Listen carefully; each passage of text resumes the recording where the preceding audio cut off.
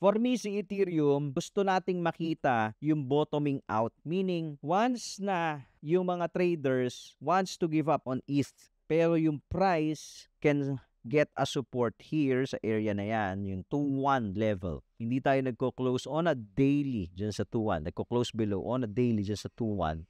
Goods pa rin ako dito. Ganito lang din to last cycle si Ethereum Pwede ko dito iangat, no? So, nang iinip to. So, kung gagawin niya yung ginawa niya last cycle, antay niya lang naman na mag-top si Bitcoin bago siya. Kasi ganito po no? Ang tingin ko lang once na mag-top na si Bitcoin, marami na mag-take profit kay Bitcoin. You have to understand na merong Ethereum ETF. Remember kanina sa news natin, retailers ang bumibili ng Bitcoin ETF. These retailers are from TradFi. Ngayon, once na mag-take profit yung mga yan sa Bitcoin, maghahanap, ano pa ba next natin papasukan? Bitcoin ba uli? Hindi na kasi nakatipi na tayo dyan, magko-correct na yan. Ethereum.